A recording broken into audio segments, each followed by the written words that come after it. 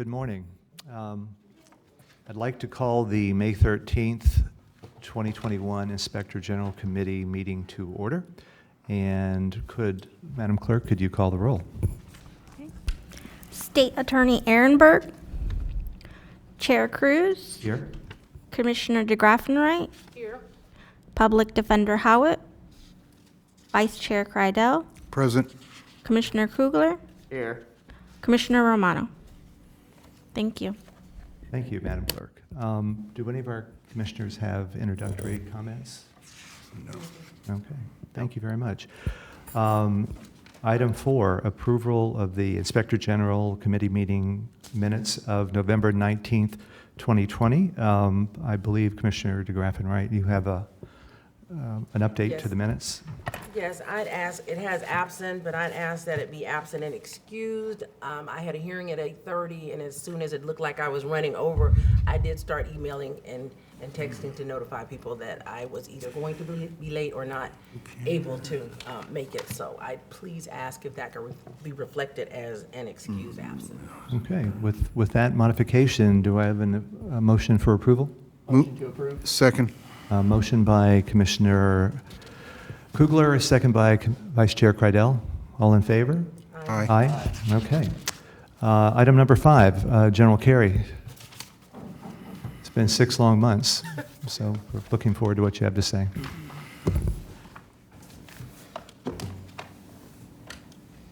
Well, good morning, and good morning, Mr. Chair, Mr. Vice, and honorable committee members. Thank you for being here. Thank you for your service to the county, not only in the IG committee, but on the Commission on Ethics. So thank you very much for your dedication. So we'll start with our activities of the last 6 months.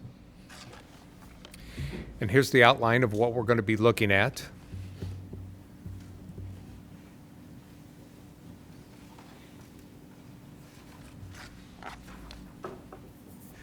Now, every time I like to start with our mission, and I like to put it in a little different graphics every time to kind of think about what does an Inspector General do. You've seen it in the 3 circles related. You've seen it in a different ways. This way, I like to. Sometimes I tell people what Inspector Generals do. It's a two-sided coin. What we do on one side of the coin. Again, we prevent, detect, investigate fraud, waste, and abuse. Basically, we keep the bad out. We try to find the bad and keep the bad out.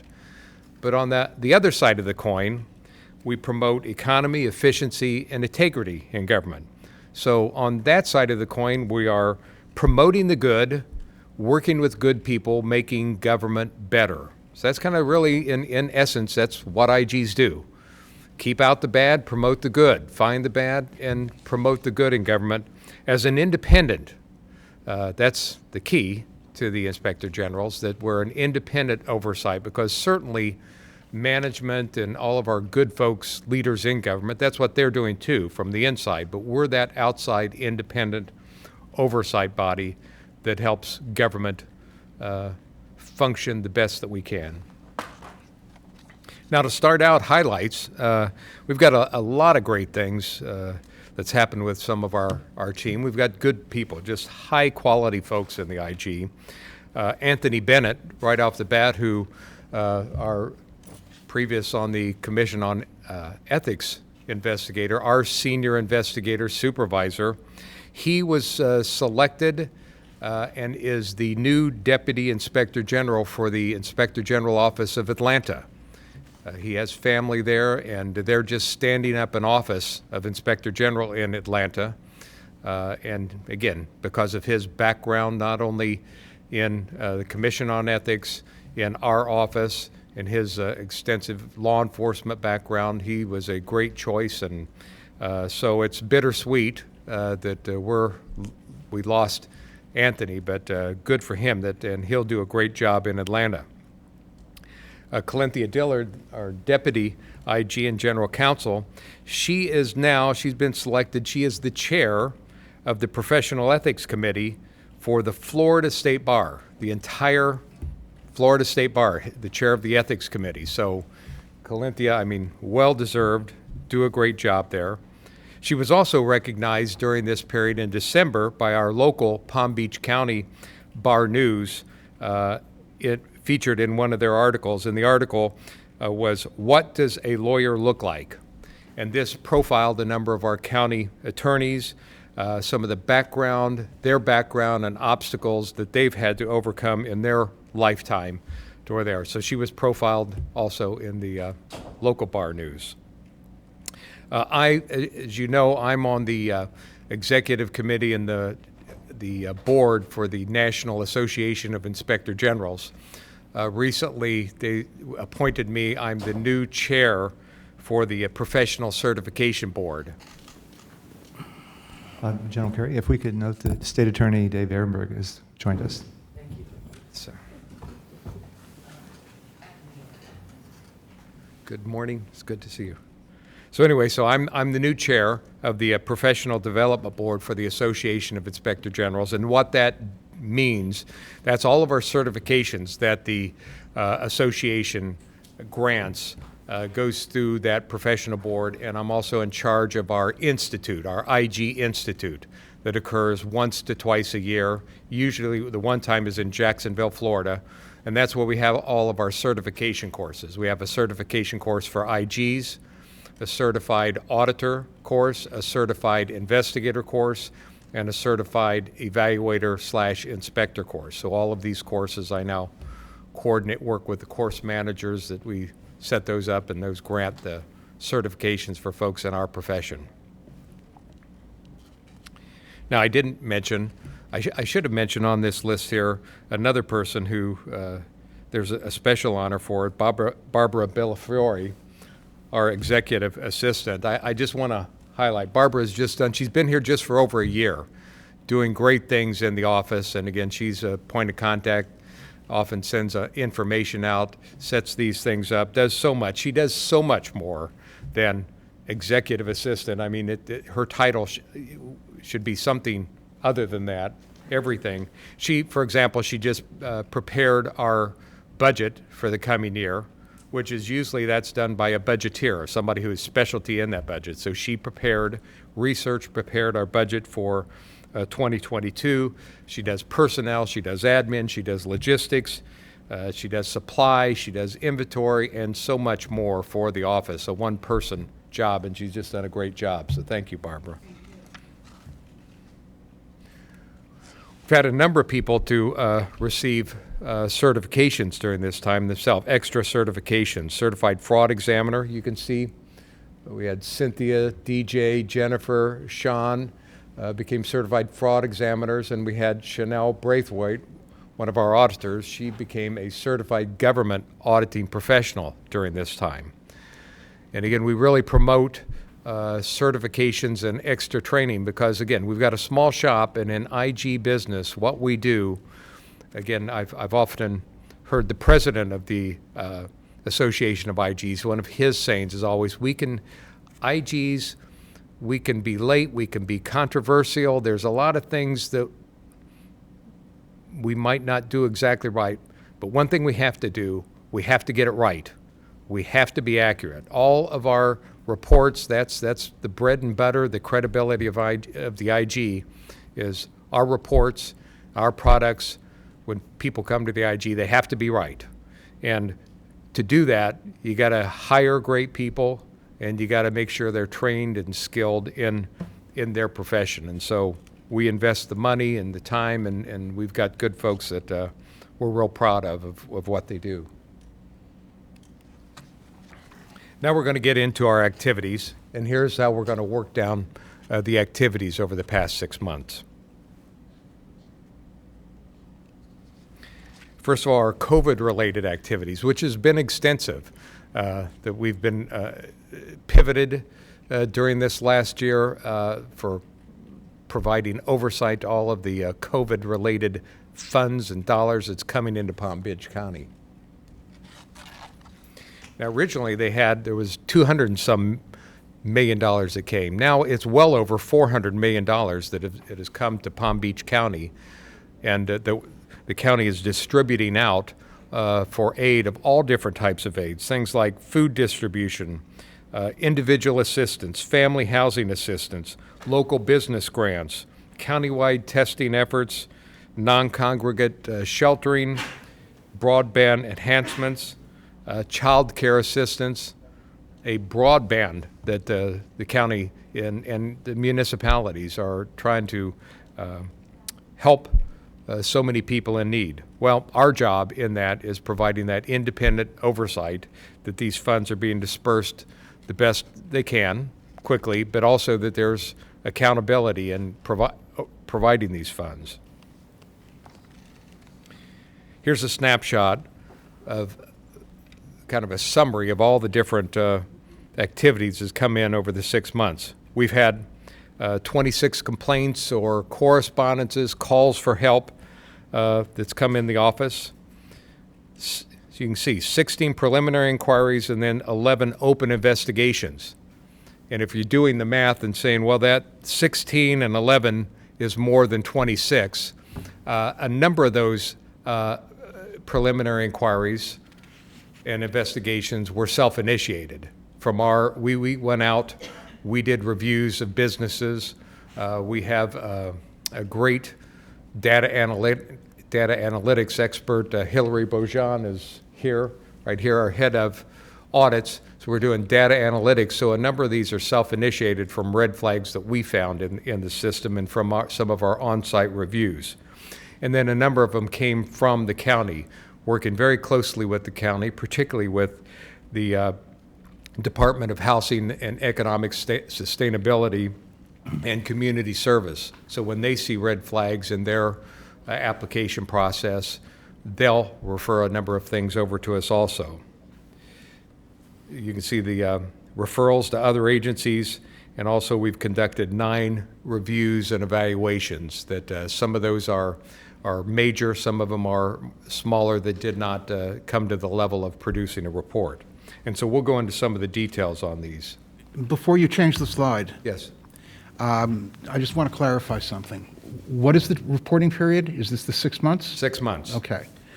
If a complaint was received, say, in the last 2 weeks of the 6-month period, or even within the month or the 6 weeks, it may not hit these other metrics until the Yes. next reporting period. Yes. So you really can't do the math. Yes, Okay, I just want to clarify Yes. that. Because you have a timing difference. that's correct. Okay. So it's the 6-month period.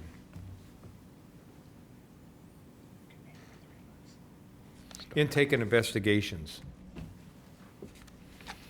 You know, we've talked about it. This is just a comparison. First of all, that funnel at the very top, complaints, correspondences, the intake that came in at the very top, those 88, and compared to the last 6 months. Again, all of those, every complaint, whether it's a phone call, an email, a walk-in, that goes through Evangeline Rentz, who's here with us, Evangeline.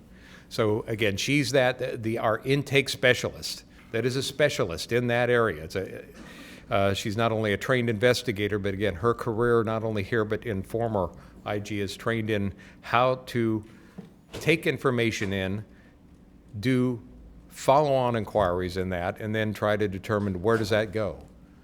So of all those complaints that came in, then it came down to the activities.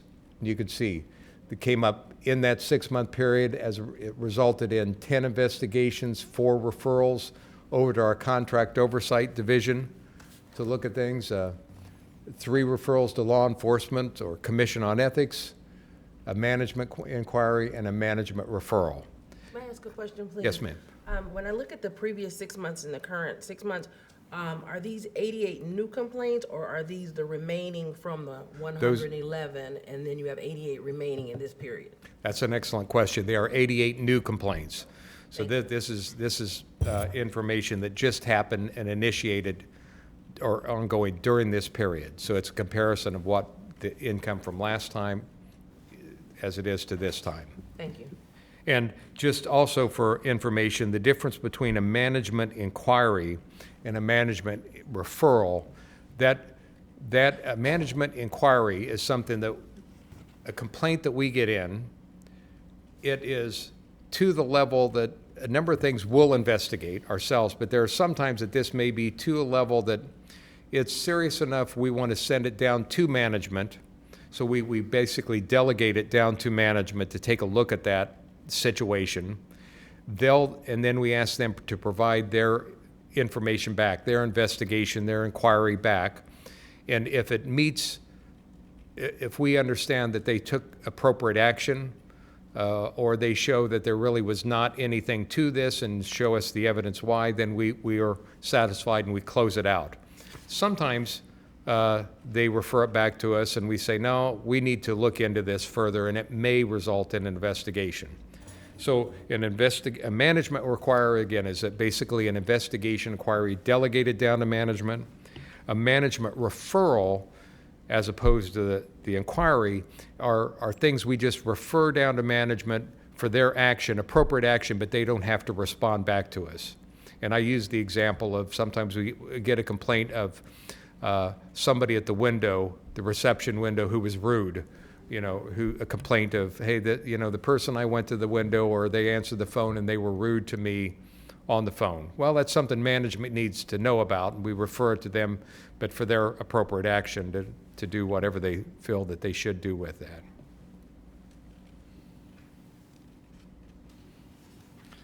Now, specific investigative activities, ongoing investigations during that period. 15, you can see a little uptake due to some of the COVID-related investigations that we have ongoing. Our referrals to law enforcement, reports, and recommendations. And we'll get into some details now on a couple of those investigations that we conducted. The first one was a COVID-related report, and this was related to the CARES Act grant recipient. And this was referred to us by Palm Beach County to look into. And what we found was the person who applied for the grant basically misstated who was getting the money. That was the end result of this that we found in the investigation, that they didn't accurately reflect the business owner's percentage of the ownership. Now, it sounds, on the surface, that sounds pretty bad, and like it, but what we found in this investigation, the business was being sold during this time, and so it was right in the process of when the grant was being filled out. It was sold to another person, and then it was bought back by the person and by the same person, and so it was kind of convoluted. But we did not believe that there was any actual nefarious activities or intent to defraud. We found that the money was spent. We looked at where they got the money was spent on business purposes related to that. And so that was one investigation, our first investigation on COVID. Now, next we investigated Delray Beach. We had a couple, the Delray Beach Neighborhood Community Services Director and his assistant. We had some complaints. And also there were some complaints related, I know the Commission on Ethics looked at some of this related area also. And the allegations was that they improperly dispersed city grant funds, failed to avoid conflicts, and that one of those, Mr. Coleman, used a credit card for non-city purposes or purchases. So that was the allegations. And here's what we found. We found that they did disperse grants to organizations that did not submit applications, or they submitted applications, but they were not properly reviewed according to the city policies. They were supposed to have a board that looked at it, or a committee that looked at it, and they were awarded without proper procedures in the committee. We also found that they failed to avoid conflict of interest. And I know this was in the paper too that came out, because the question was asked, well, wait a minute, the Commission on Ethics said they did not have a conflict of interest, and we explained to them that the Commission on Ethics, they looked at their activity as related to the county code of ethics. We looked at their activities, actions, as related to city policy. And so according to the city, their own city policy is what we found, that they violated their city policy, their conflict of interest policy there. We also found that Mr. Coleman did use a city credit card for non-city purposes in one occasion. And the allegation that Mr. Stewart solicited contributions under false pretenses, we found that that was not supported.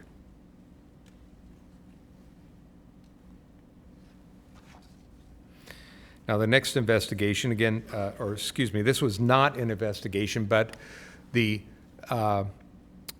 inspection division took the lead on this. In fact, Anthony Bennett volunteered to take the lead on an overall review of some of those businesses. And so these were reviews. We went out and selected 10 businesses who received grant money. And so this was our first foray out looking at some of those businesses that received this money, that we wanted to make sure, number one, that they filled out the applications correctly. And number two, were they using the money, this grant money, for the COVID business-related reasons as per their agreement in the grant. For example, we're trying to avoid here in Palm Beach County some of those things you're reading in national news of people getting PPP loans and buying Ferraris and going on vacations. We're checking the businesses and some of the folks that receive this money to make sure that that money is being used as it's intended. And we found, fortunately, on the first shot, that all the businesses were using the money. That seemed to be, there was reasonable cause that they were using it for all the business purposes as according to the grants. Now, finally, during this time for investigations, we received our accreditation. We were reaccredited by the State Law Enforcement Accreditation Commission. And that's every 3 years. We're looked at by the state, a very rigorous process that they look at all of our investigations, or they look at a selected amount of our investigations to make sure that we are following our proper procedures. And I like to say this is one of the ways that we say, who guards the guards? This is, again, an independent organization that checks us, that investigates us, that audits us. And so to make sure that we're meeting our professional standards. Again, so we were reaccredited. And Cynthia, is she here today? She's not. Cynthia is our accreditation manager. Anthony was in the process of taking that over, and so he's gone. So the next, his replacement will also be involved in the accreditation process. So again, this is one way that we make sure we assure the public that we're a professional outfit, and when our investigations, when we say something, that's somebody else checks to make sure that we have evidence that's evidence-based. Contract oversight and evaluations highlights.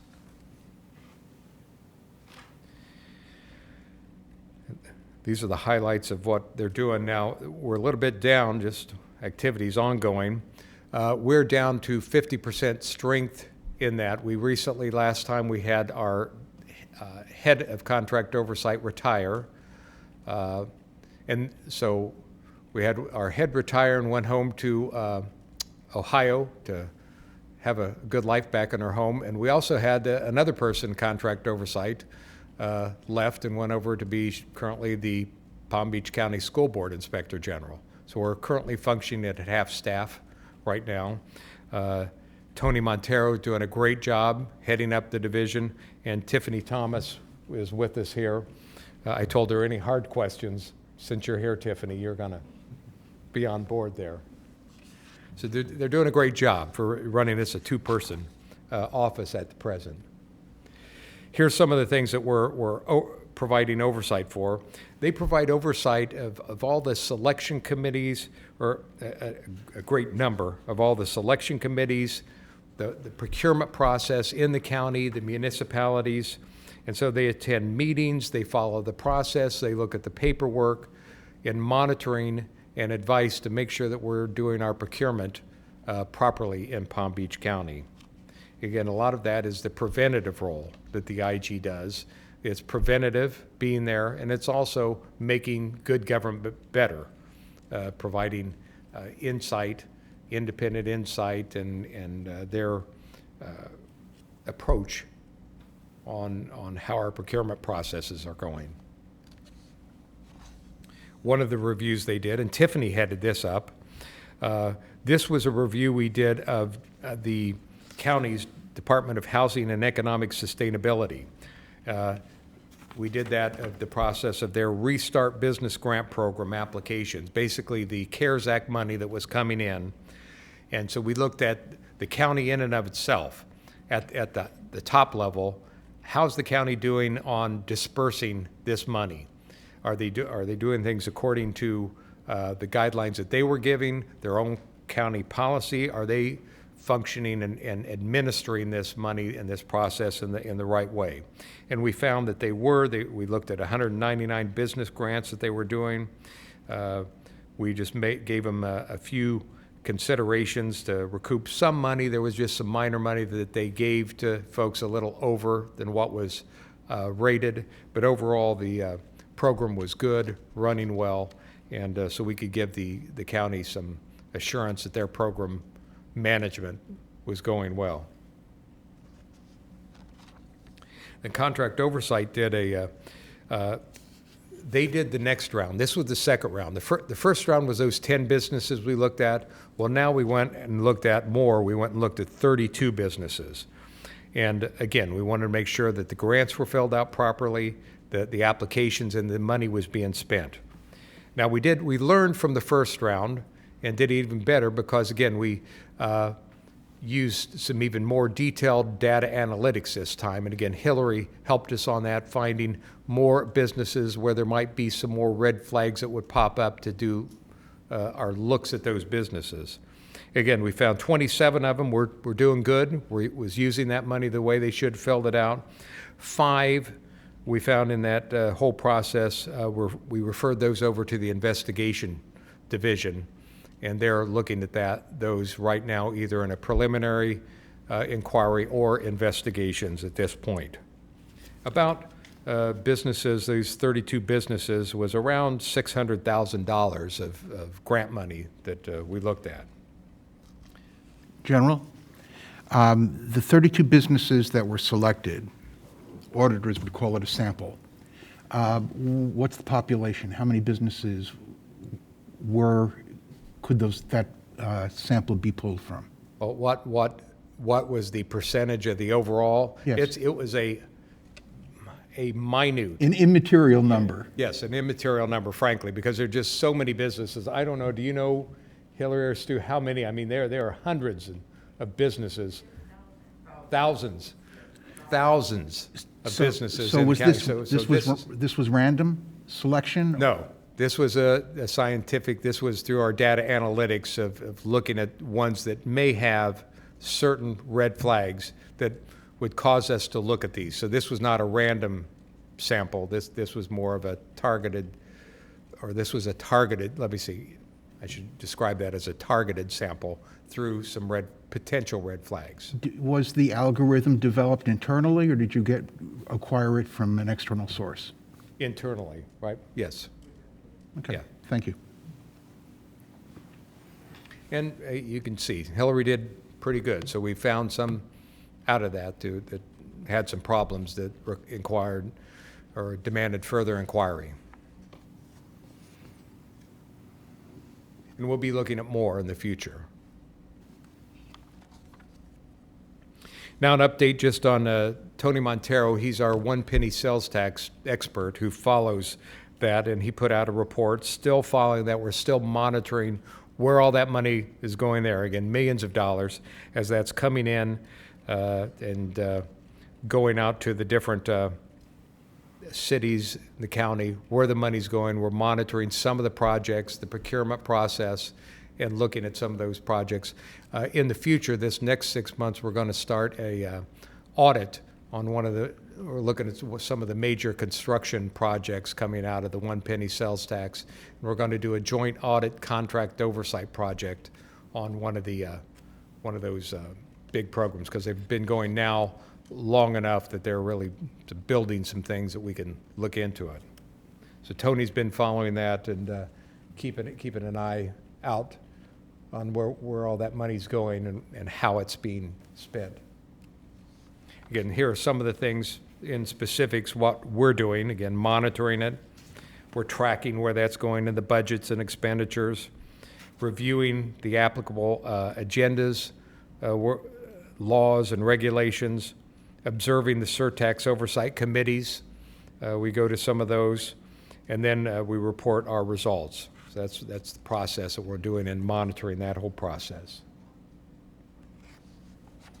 Now, again, I always like to say contract oversight, they're in many ways are unsung heroes, because so much of what contract oversight does not necessarily result in a report. It's monitoring, it's advising, it's preventing, it's educating. Some of the things they've done, like this time, a number of allegations that come in or investigations, things that deals with contract and procurement, our investigative side turns to the contract oversight. Excuse me. They turn to the contract oversight division to do a preliminary look and assistance. So they're doing a lot of assistance in complaints coming into our investigation division.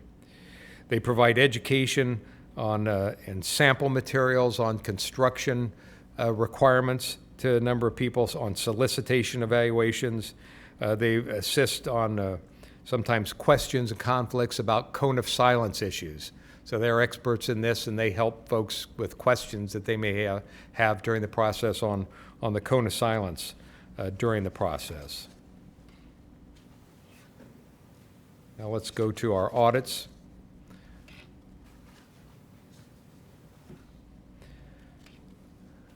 And this is an example of a high volume still. We've got 12 ongoing audits during the period.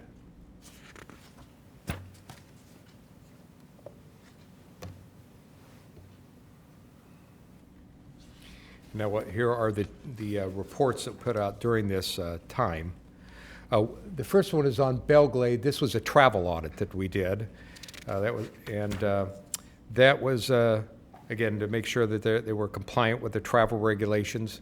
That also involved a complaint that came in, I believe, didn't it, Hillary? There was a complaint involved in that that we looked at. We did find that there was some meals, again, some that expenses that weren't authorized for travelers.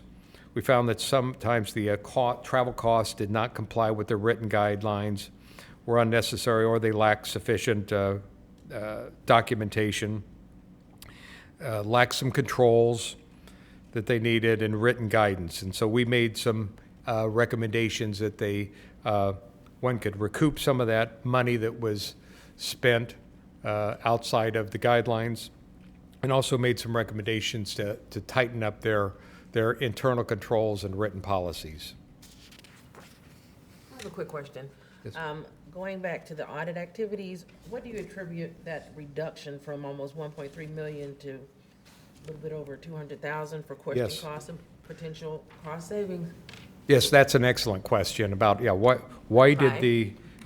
the cost on, come down from, over $1 million to over 200. Every time during the course of audits and investigations, sometimes we do audits, again, one, we may find that the city is doing very well, and so there's no question cost, there's no dollar cents that they can recoup money, or that question cost is a term that IGs use when people are spending money and really just not accounting properly for that. So it may or may not be wasted money. A lot of times it's not about wasted money, it's about money that you're not accounting for the taxpayer dollars, and you don't have a good audit trail that if somebody comes in that we can say that you're following your own policies on how you should be accounting for that, or good state law or processes in properly accounting for that. So sometimes so this goes up and down. There's not a pattern. There's no way that you could do a good study that would show that. It depends on the findings of the audit, sometimes the natures of the audit, because sometimes we're doing an audit right now on a city's IT system, their security procedures, which will have no dollar value at all in it. And so it's really That's the best I could say. There's not really good rhyme or reason of why it's consistent. I would say there is a good rhyme or reason. The rhyme or reason is because it's so different, the types of audits you do and what you find. Thank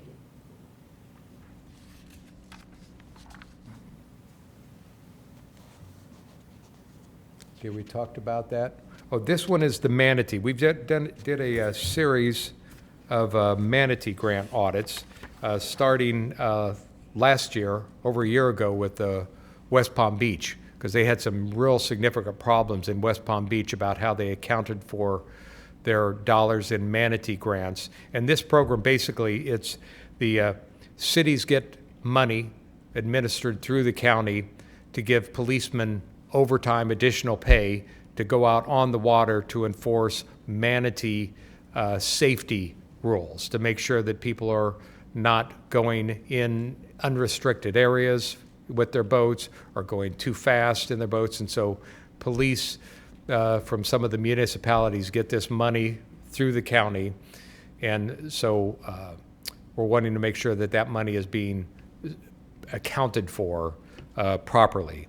And in this city, in Boynton Beach, we found pretty much that it was being accounted for overall. They did lack some review and oversight, but overall it was being accounted for. And we made some recommendations for them to either reimburse the county when they found that they spent money outside of the county guidelines for their police to use it. They spent it out of the wrong account.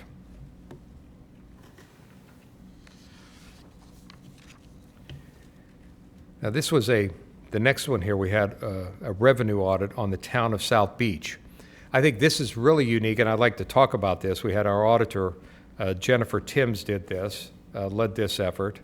What we found here, it was an audit of the town's revenue, but in the process, in looking at it, we looked at some of their billing for their sewer fees. And in looking at that, there's a state requirements. If you increase your sewer fees, there's state requirements, and they also had within their city requirements that they're supposed to notify the citizens, not in general, but individually in their bill, that your rate is going to go up. And so one, they're supposed to notify them when rates go up, and two, there's there's formulas that the money goes up, that they have to use. Well, what we found, the town had raised rates for a number of years without proper notification, one, and was not using the proper accounting figures the way they raised the rate. And so we found in just a 2-year period, this $170,000, over $170,000 that they overbilled their citizens in the town. And as a result of our audit, they went back and looked at the other time that they raised, and they found that there was $285,000 in these 2 years. So almost $500,000 as a result of this audit. We found in 4 years that the city had been overbilling their citizens.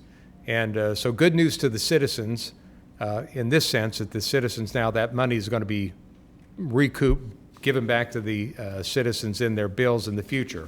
So sometimes there's dollars that we identify and find that did not come into the government that should, but here is a case that we found that the citizens, here's some money that they paid that, again, was not according to the process, and they're going to receive, again, almost $500,000 back to the citizens of South Palm Beach.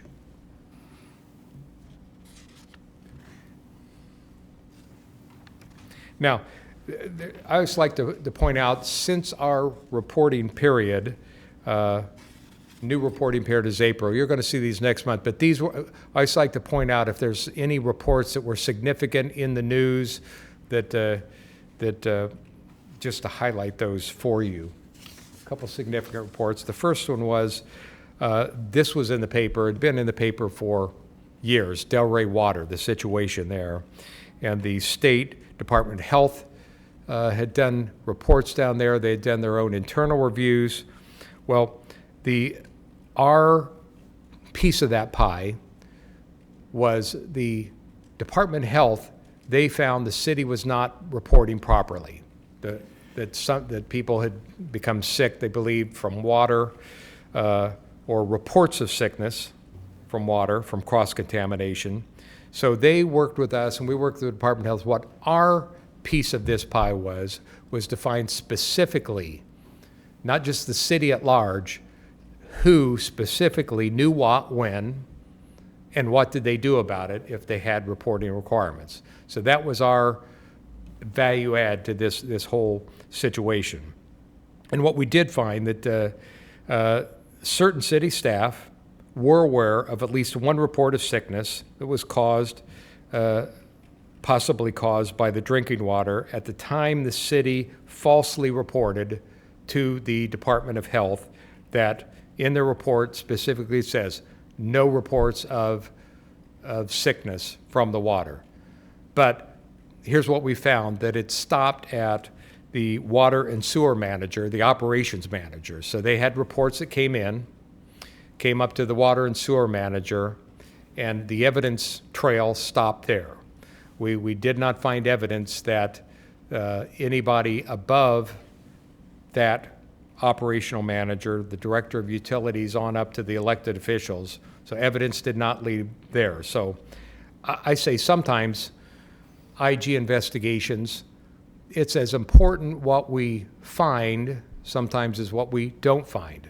Because again, there were allegations in the papers that there was elected officials knew about water contamination and knew about people being sick, and that's not where the evidence led us.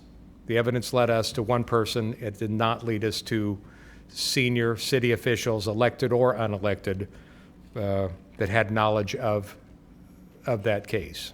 But the city did improperly report to the state. We did find that, and that person, the water manager, the water and sewer manager, who's now retired, he was copied on that report. So he had the information. He was copied in writing on that report that went there to the state.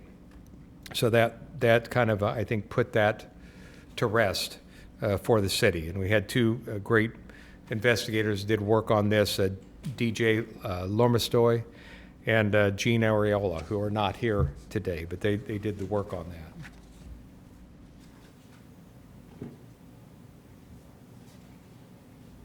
These are some of the findings continued. And again, when the city did find out about the cross connection, they did report that to the state. We made some recommendations to help the city avoid these problems in the future, that more people would be knowledgeable about. If somebody calls in about reported sickness from cross-contamination, that everybody would know what has to be done. And the city been very cooperative in this whole investigation, and they've instituted our recommendations to make sure that when people report potential sickness, that the right people are informed about this, and so they can take action, not just obviously report to the state, but they can take appropriate quick action on these safety issues. Another report that just came out, we had an investigation on, allegation came in about a fire chief in fire rescue who was doing training classes at the firehouse, basically, in violation of the fire rescue policy. And we did find that we had a chief out there, a battalion chief, who was conducting training where he received money on his outside business on the property. And so we found that was true. And we referred this over also to our Commission on Ethics and the State Commission on Ethics. We're going to refer it to them also for a potential ethics violation too. Training and outreach. Again, I think considering COVID and considering nobody's meeting, we've still getting out and about with government employees, the green flagged there. For example, Boynton Beach had us do a virtual meeting with a number of their senior staff. And so we did some training and education to their senior staff. Getting out with citizens, some of the things I've done. Again, I've spoke at Palm Beach, Leadership Palm Beach, the Rotary Club. Thank you, Vice Chair, having me out to the Rotary Club. At the Ethics Bowl, I participated as a monitor for this year's Ethics Bowl. Thank you, Mr. Chair, for that. Budget and staffing. Again, we're still, 27 funded positions out of that original 40, which was originally intended when the office was stood up to not only do the county, but all the municipalities. I put in this year for another 2 positions in my 2022 budget with the county, and hopefully we'll see us on the rise in next year. Okay, where we're going in the future. Still, we're going to be looking at the coronavirus, all that millions of dollars that is coming out. That's a lot of oversight to provide for that's going to the right people, the right causes, and that we're administering that properly. The 1 penny sales tax, I mentioned that earlier. We're going to be continually looking at that and looking at some projects. Our social media, still we're going to continually to try to upgrade that. And again, I want to give a shout out to Stu Robinson. Particularly, he took the lead on our enhancing our social media outreach. Him and T.C. Morris, who works for him, Jeff Whaley, puts out a lot of our social media. He's the guy who actually puts it out there, enables it out there. So we're working to enhance our social media outreach. I put the association, that little circle there is the Association of Inspector Generals. Now, you heard me say we just got accredited through another type of peer review. Well, also every 3 years, the Association of Inspector Generals were peer reviewed by that organization. Again, and they have independent, a team that comes and peer reviews us, again, to make sure that we're doing things the way we should be doing, that we're evidence-based. So they will be doing a peer review in our office in September. And then also I have, as the chair of the professional certification board, we have our institute in Jacksonville coming up in late August. So all the courses will be presented during that time, and certifications will be given out. And I've got a few of our folks who attend, new folks attend those courses to become certified in the Inspector General arena. I'd just like to end with some of our accomplishments. Again, at this point, we've over 10 years, within 10 years we've been around. These are grand totals since we've been in existence for 10 years as an IG. Again, you can see over 12,000 calls and people that just can call our offices, not just with complaints, but we get so many calls of just people who don't know who to call. I don't know where to go. I have a problem. And it may be with their rent assistance. It may sometimes be with their HOA. It can be with all types of things. It may be government or not, but we're committed. And again, Evangeline does a great job of helping these people. If it's not our jurisdiction, we make sure we link them up to the right place so they can get help or they can be heard. So that's one of our big accomplishments. We're the place that people can come to and be heard. Dollars and cents of where we get $48.9 million of question costs, and then potential cost savings of 24.2. Over 1,000 recommendations we made, and again, 95% of those recommendations are accepted. So management is worked with us. Once we find something that's wrong or we find something that can be done better, management overall from the cities and the county, very cooperative in saying, yes, we're going to do that.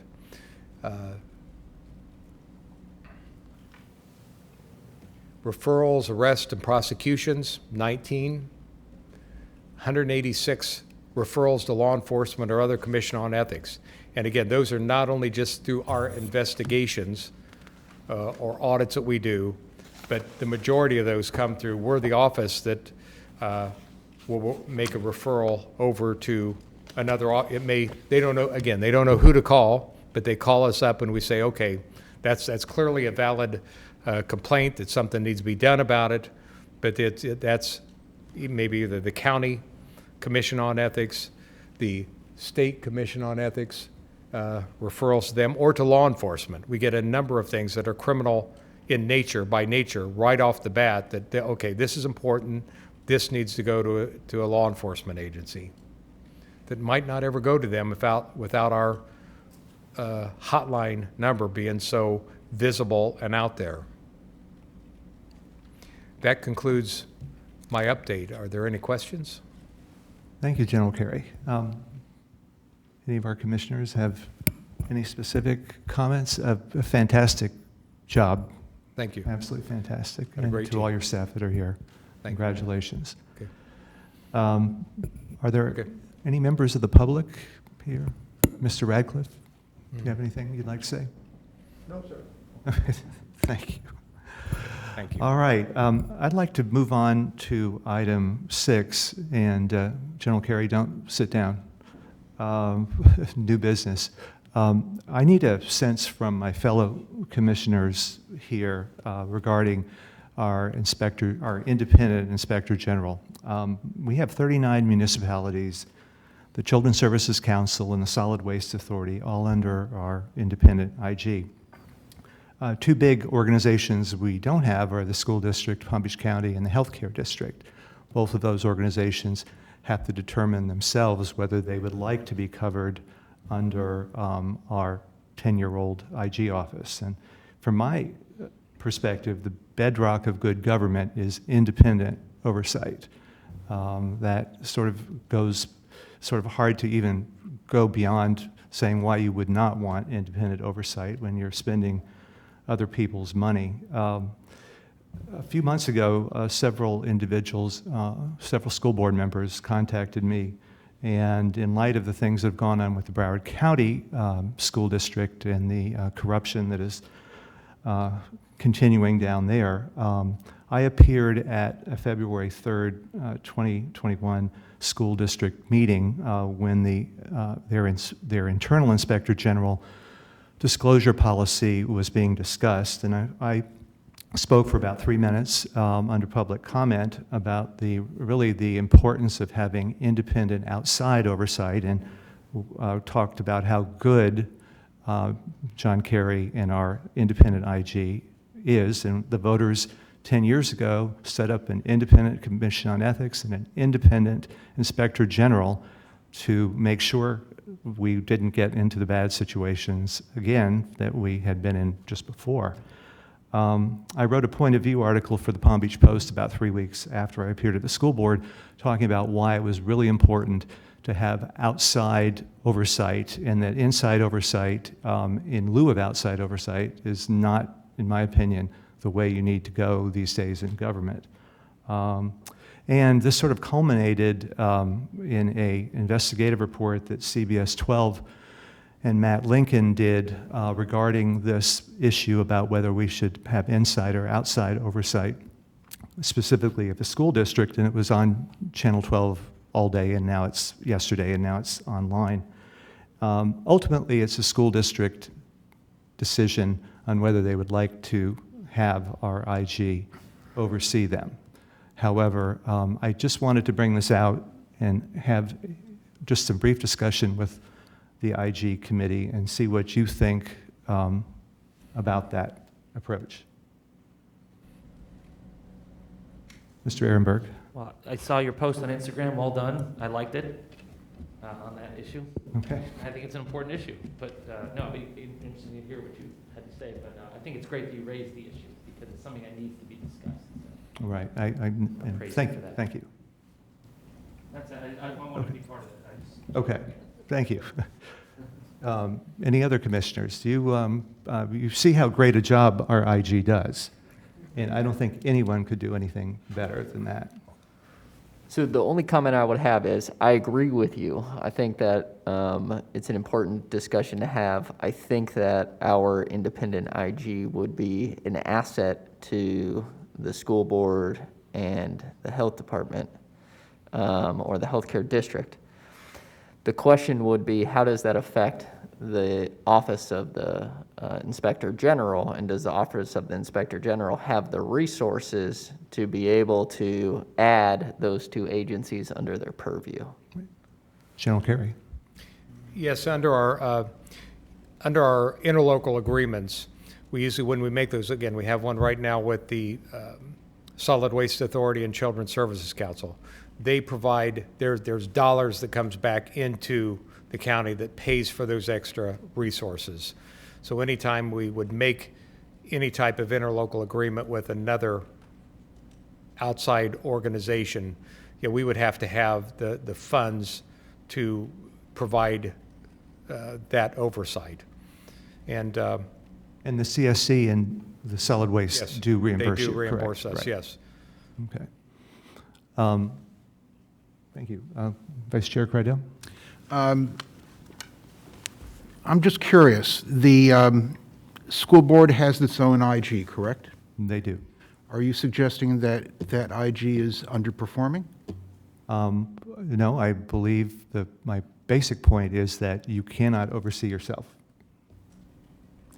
That's where I'm coming from all of this. In general, you've got a federal background, and each of those large organizations, military or otherwise, have their own IGs, even though they're in the same department of the government. Is that a barrier to independence? Because IGs have standards of ethics and performance and principles. I personally don't find a need to have an external IG if the internal IG is performing. And so that's why I'm wondering what the issue is, at least in respect to the school board. I guess what I could say about, let me talk about IGs in general. Again, from my experience, because I've been a military inspector general, and then I've been at two federal agencies as the inspector general, or the deputy inspector general on one before I came here to Palm Beach County. And again, my experience with all the inspector generals that we see on the national board for the IGs across the United States and international, in fact. I like to describe independence really as a spectrum rather than an absolute, because there's really independence. Again, it gets the best way to talk about it's a wide spectrum. I'm not totally independent either. So, I mean, there's no IG that is totally independent that I'm aware of, because I can be dismissed if I do something for cause, violate the law. There's a process and procedures, so I just can't, I don't have total independence that I can't be fired. I don't have total independence because we are peer reviewed of the standards that we use, so we're peer reviewed. So I don't have the total budget that the IGs underneath the Green Book often talks about, and the model legislation, that not having the budget that you would require is a restraint on your independence. So there are IGs at all levels, in the federal government, in the military, the states, the locals, that are on this spectrum of independence. And so they all function. They all are, a number of these IGs are accredited also by our state accreditation association and by the National Association in peer reviews. So I don't know if that answers your question, but It absolutely doesn't.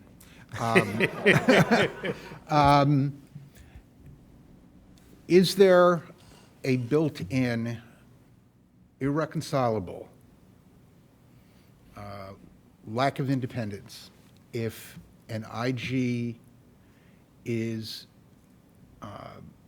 specific, is agency specific? Yeah. So I would, the answer to that, there's not an absolute. There is not an irreconcilable because it is a spectrum of independence. So it's a spectrum of independence that different IGs function under.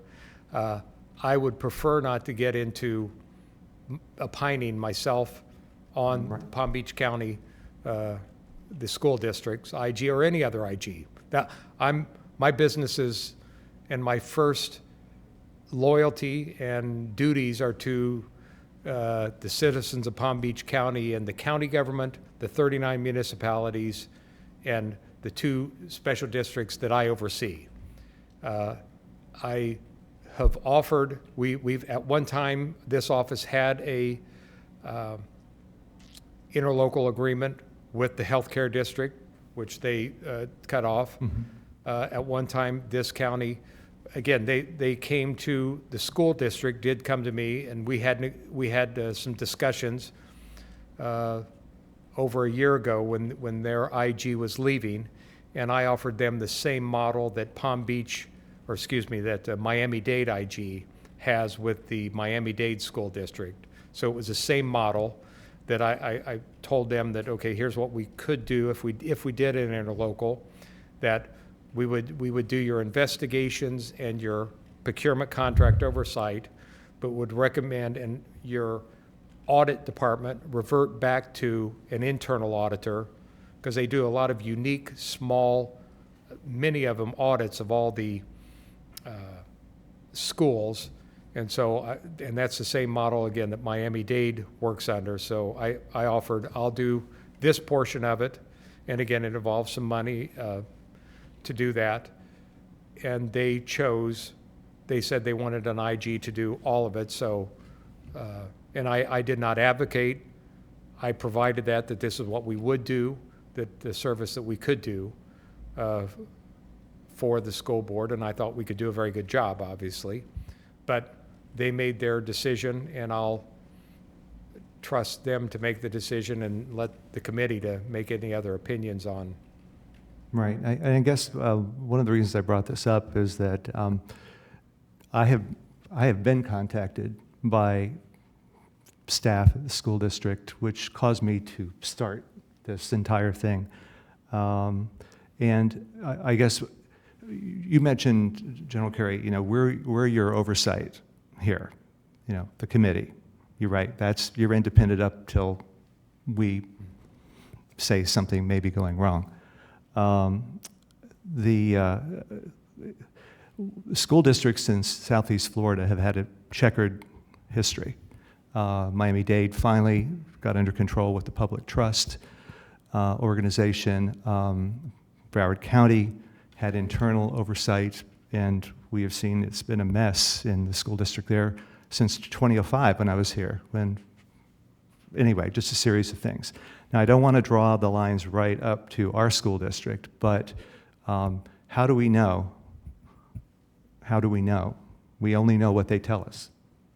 So that was, and of course, I'm not asking for anything. There's nothing we can do about this other than just talk right now. The school district is an independent body. It has to decide what it wants to do. But I guess I just wanted to have a sense from the people that are here what they thought. And not to belabor this point, but I did want to thank Chair Cruz, because a lot of times people complain about things, but they don't do anything about things. And he actually did. He went to the meetings, he did his very nice report, and I want to give him kudos for that. The second thing is, I think it's clear that some oversight should be in place. They have the funding that they have, the amount of, or let's say the potential for misuse. How can you sort of govern yourself like that? I think that the citizens deserve to have oversight under the Inspector General for both the hospital district and for the school board. And that's, now that we're just talking about it and vetting it, that's my particular opinion. I certainly agree, and thank you for those kind words. And I guess if we didn't have an IG, this would be, as they say, a moot point, but we have an outstanding IG who knows what they're doing.